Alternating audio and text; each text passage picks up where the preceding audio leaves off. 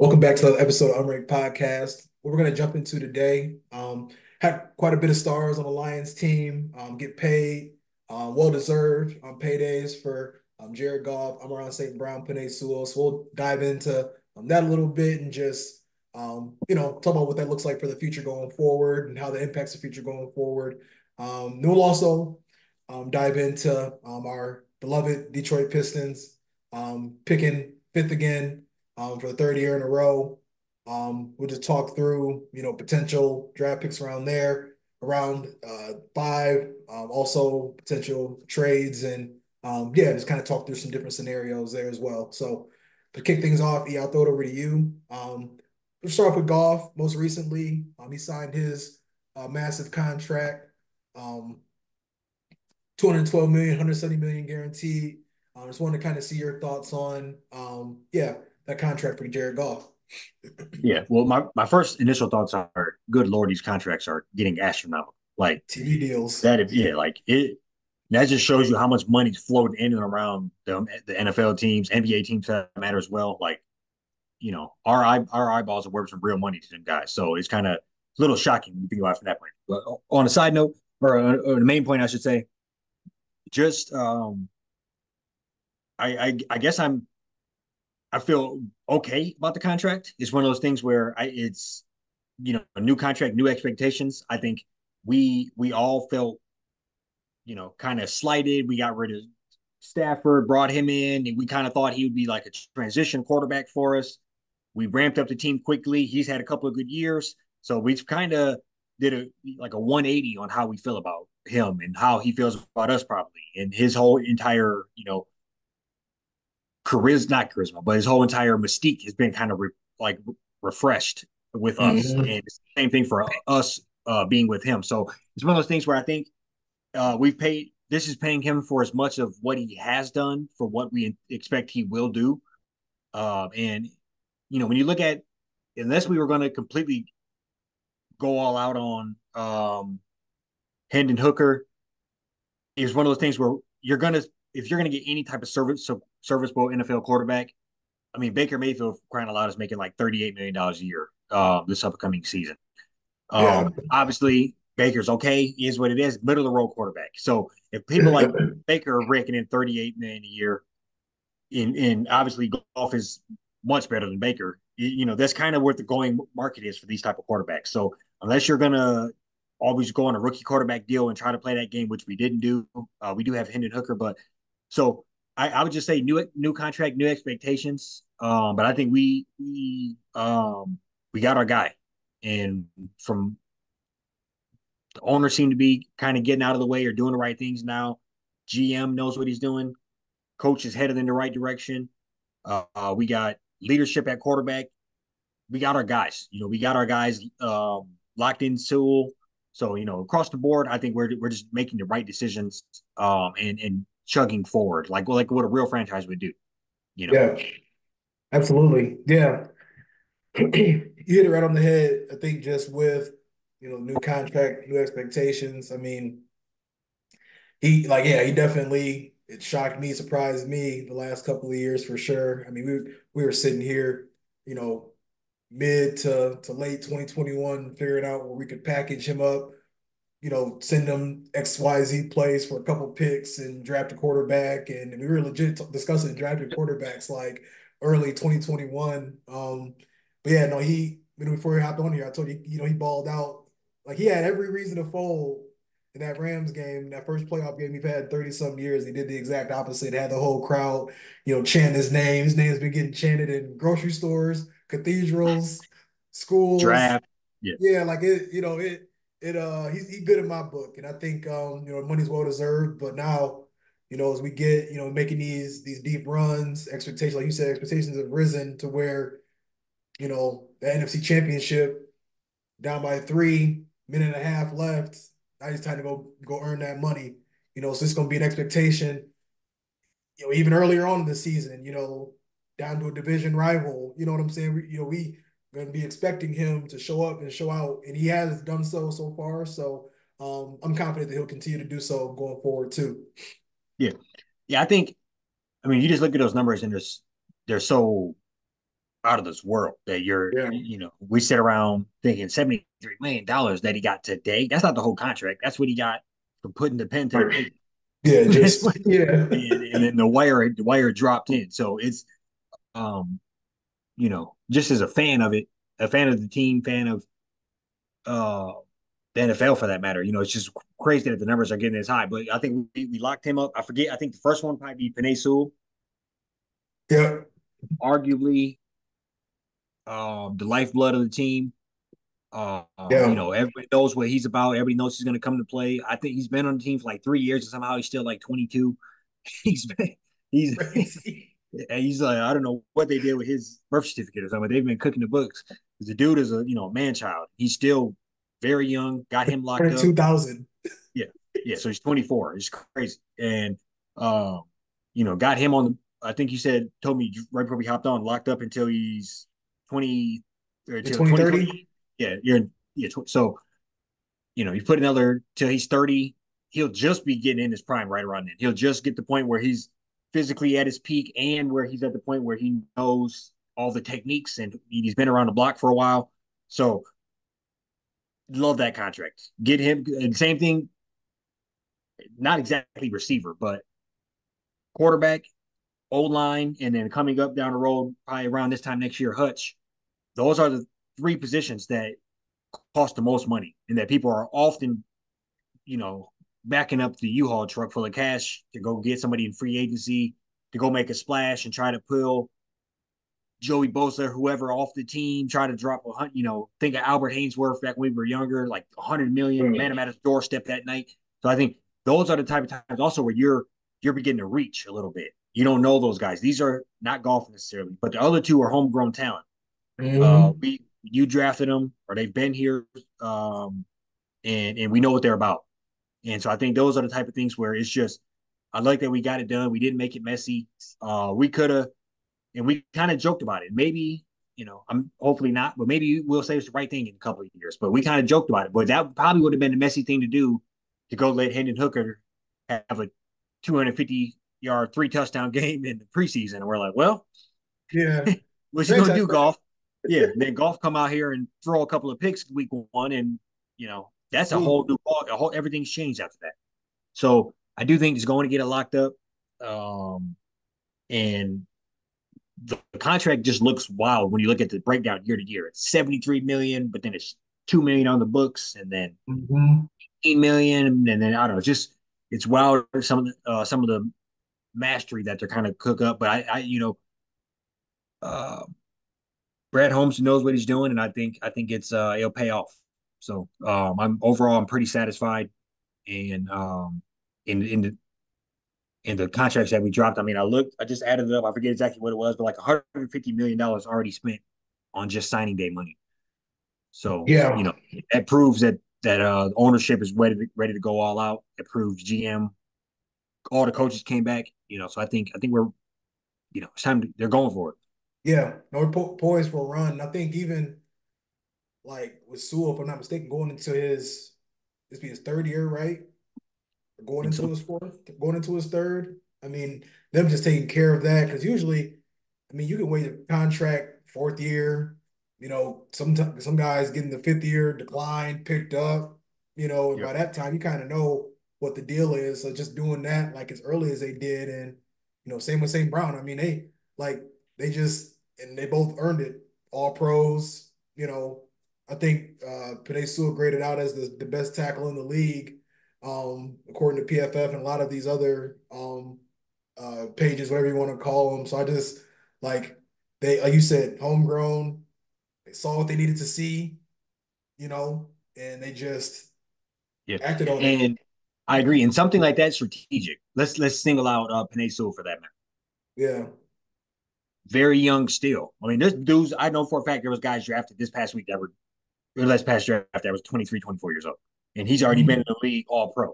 So when you think about it from that point of view, when you think about potentially going into a bidding war where you mess around and wait and then you offer him some BS deal and and then next thing you know, you're like, oh, well, I just might take this to the market, or you got to franchise tag him, and just make it way more messy and dirty than you need to Right. do. Right now, yeah, well, maybe this is a little premature on getting it done, but it's also if he's ready, if he's willing to sign to get another 43 M's in his pocket today, uh, Hmm. that's a win-win. He can get the 43 M's in his pocket today. The team is probably going to save himself a headache and some money because all these contracts are only going to keep going up. So Right. all you really did was a win-win. You made him happy. You got the deal done, and you're all, probably saved yourself some money because this same time next year you could probably add another 5, 10, 15% to this deal. Yeah. Yeah, and I think and I don't want to quote me on this, but I'm pretty sure the way it's set up is where these guys, still have a couple years left in their deals, and the extensions don't really kick in until like a couple years down the road. So we got like good flexibility, these next couple Mm. years to, maybe make a little move at the trade deadline if we feel like we just in a position to, to make a run, get all the way to the Super Bowl, or adding a key piece for the long haul, whatever that kind of looks like. I think we just got some good flexibility there to and Hutch is coming up too. That's we know that's going to be 120, 130, 140 million. So I think, yeah, you already hit on the head. Like we trust Brad.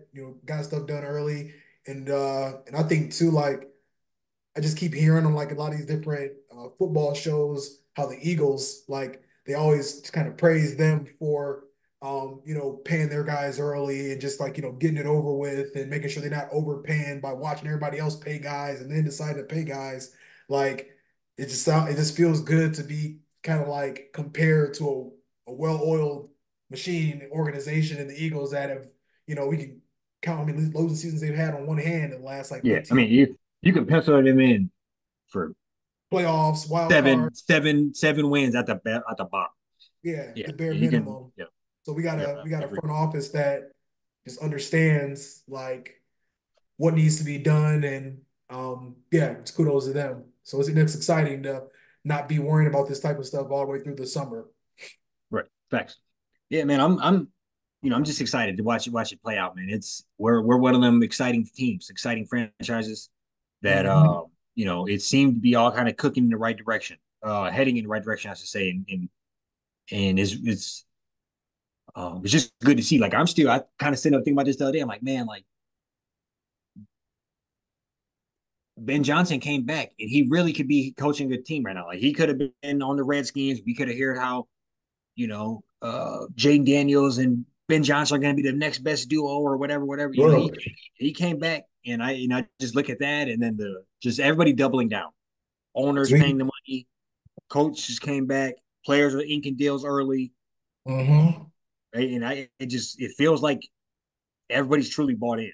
And I know that sounds cliche, and you hear about it a lot, whatever. But it looks like you know since we've been doing this podcast, it's been night and day of just the temperature of the team. Yeah. And this is the best I've ever felt about a Lions team, dating back as far back as I've been watching the squad. Yeah. Um, so it's it's all here for us. It's just the team's got to go take it. So Right. no, I'm pumped for it. For sure. Yeah, it's just great to just see a well put together team. Yeah. Minimal weakness. If you ask me, I don't really see, much weakness on this team.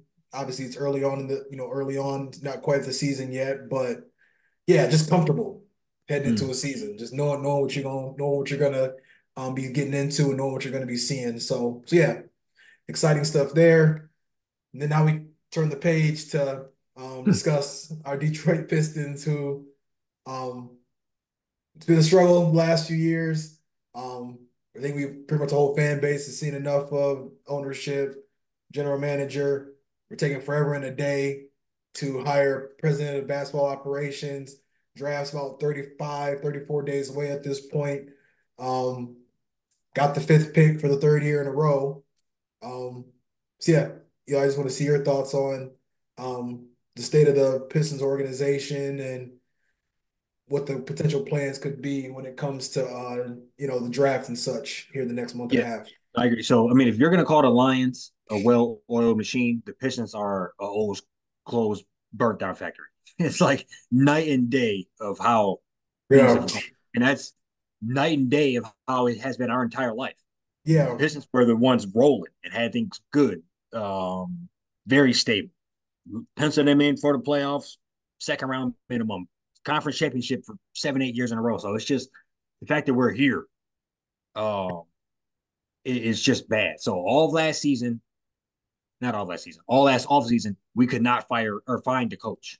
We cannot find a coach that Jay Wright, whoever. I remember all these rumors coming around, Mm-hmm. and then they almost kind of like tricked us, saying, "Oh, we got coach of the year from a year or two ago off the couch. He's going to come and whatever, whatever."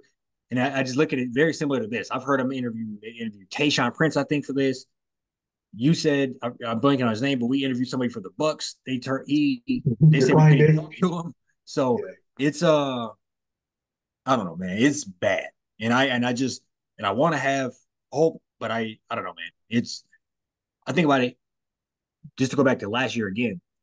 I sat around and I was like, damn, I thought they were going to give us a generational talent, literally generational talent in Wimby, and we didn't even have a coach.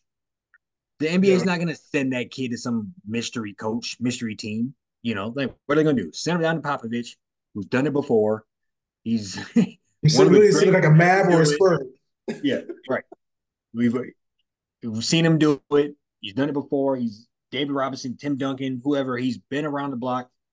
Get him out the way down in San Antonio. Just one of those things where it's like, and I thought they were going to help us out. And the same thing this year.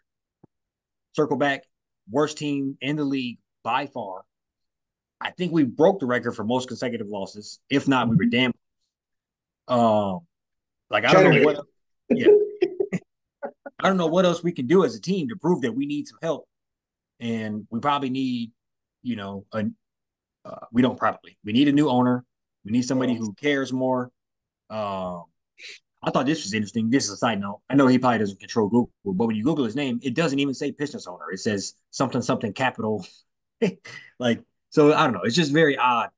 And I feel bad really because I want to root for the Pistons. I want to, sure. I want them to be good. You see how good it is when the Lions are good. Pistons are just that fun fan base, just as big. Um, and I don't know, man. I feel bad for our dear Pistons here. Like I don't know Yeah. what I don't know. Just Yeah. looking at the draft, it's not nothing. Nobody jumped off the screen to me, but I'm not gonna take up too much. Keep talking, but nobody jumped off the screen to me. So Yeah. Norris in a tough spot. I mean, we're literally looking at like, I mean, we've literally been in like a rebuild that's felt like for the last like 15 years. Like maybe like more 12-ish no, years. But yeah, about right. yeah. So I mean, I think it was kind of sucks is like you start to, when you hear people talk about like how bad the players are and how bad the team is, it's like, I mean, they can only be drafted, traded for, and signed. Like we have a Yep, general manager, I think I've said on here a couple different times.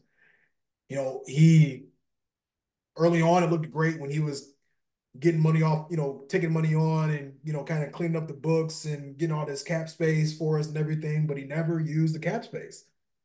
Like he would literally like just be drafting decent players, yep, solid, Killian, major bust. That kind of, that kind of takes his grade down over the last like four or so years. But like, I mean, it's just been there's been no big swings, and I don't know. That's what you and I were talking about. Is just they just need to like sign actual veterans. They have to, there needs to be some money spent, but it just like doesn't feel like there's any direction. We don't even know if he's yep, gonna be the general manager.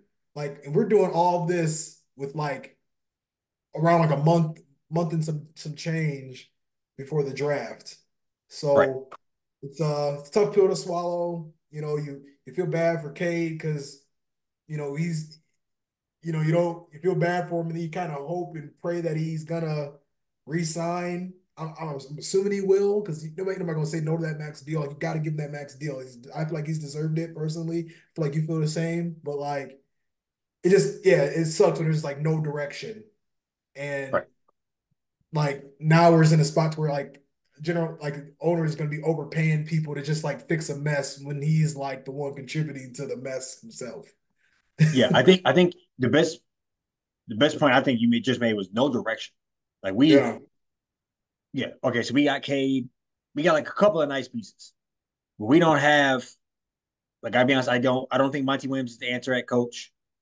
I think he just, if nothing else, why the hell did you not play Jaden Ivey with Cade until we cut halfway through the Cade, season. yeah, until we cut Caleb Hayes, who never was picked up. If that shows you anything about how good he was.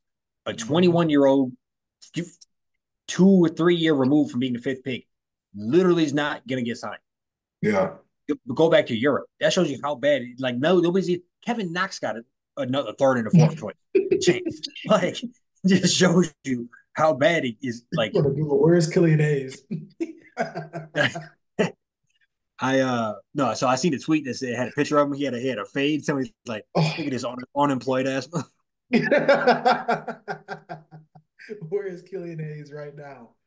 But yeah, like it. But no, Sadly, no. So I think you're right about that. Just no direction, yeah, and it's I don't know. Like we I don't know, man. It's just tough. It's tough, and you still hear some of the rumor every time. I'm tired of hearing about draft picks who turn out to be good.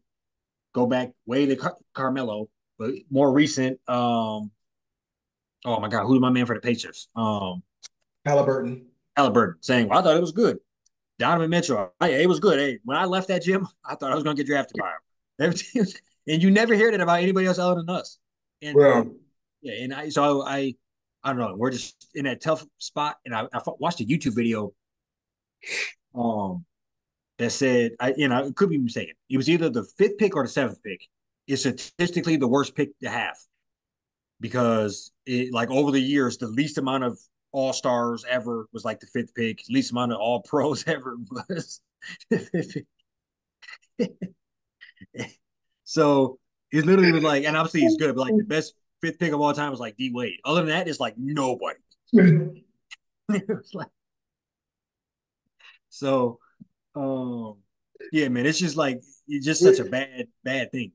But that yeah, I being mean, said, it makes you pessimistic, and I feel like everybody I talk to about it, nobody can talk about it without getting upset because, like you said, like we would have, if you would have asked me what team was going to be better than the other, like 15 years ago, I would have been like Pistons for sure.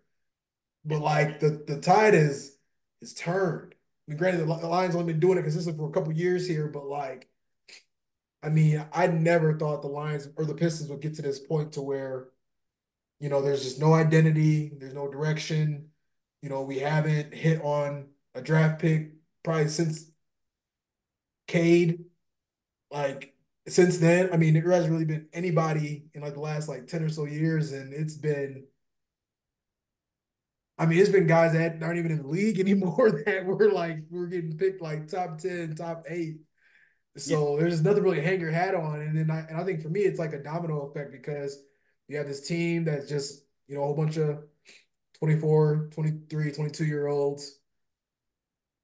I mean, who's gonna I wonder how much that even impacts like guys coming in for free agency. Like even if you do overpay, yeah, like, with guys with like Miles Mikal Bridges show up, like if we like would he want to come here?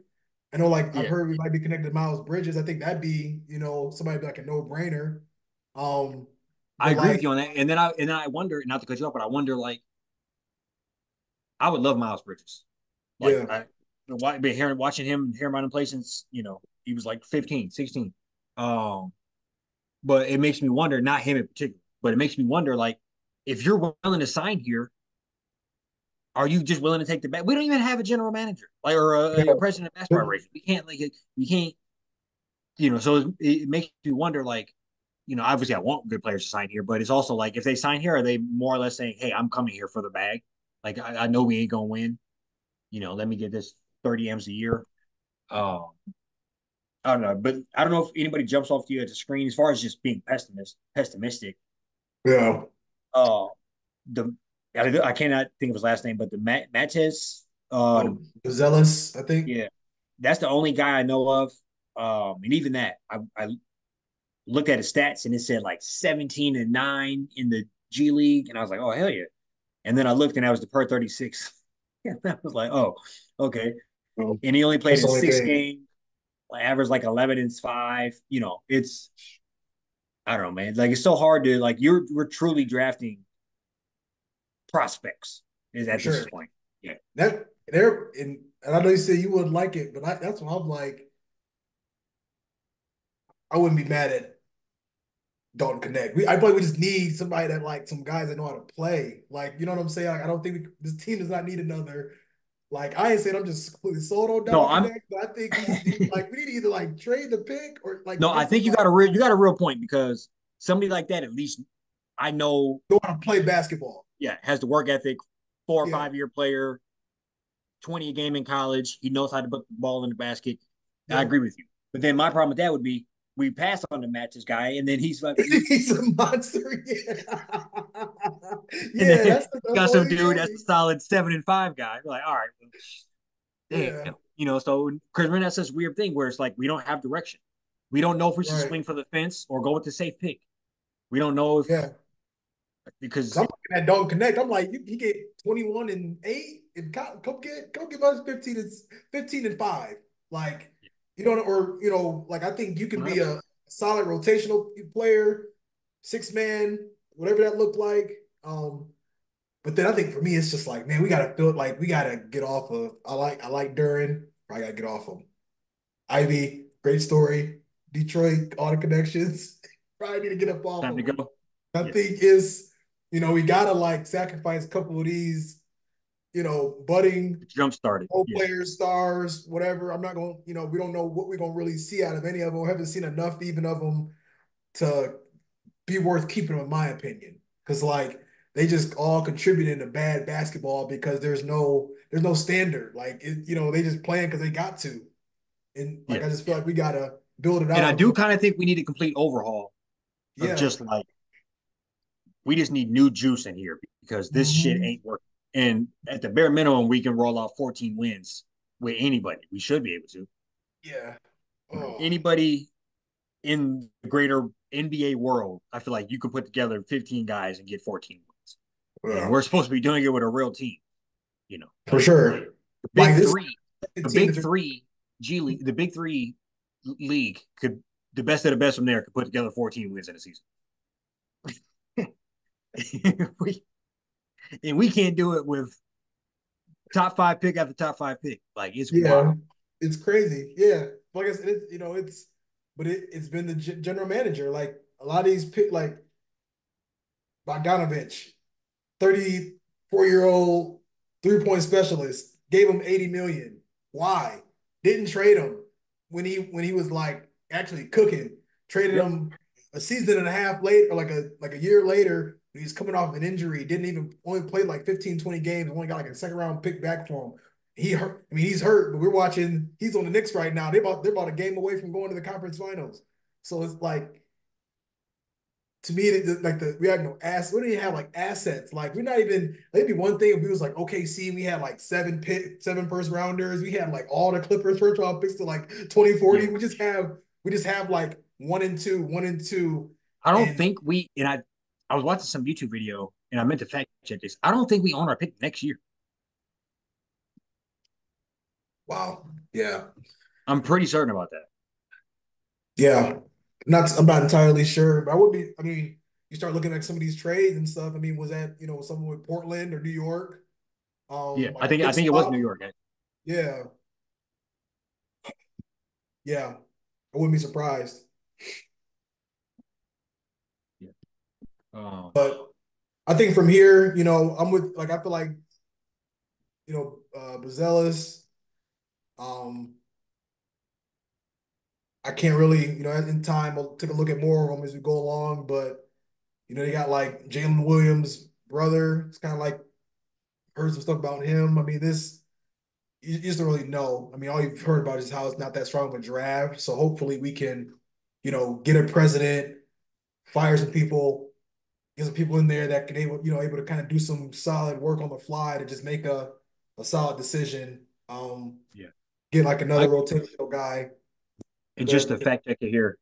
So it kind of if it falls below pick 10, we don't own it. see, they probably got to win at least. Yeah. Got to be flirting with the play in to make sure. Yeah. Yeah.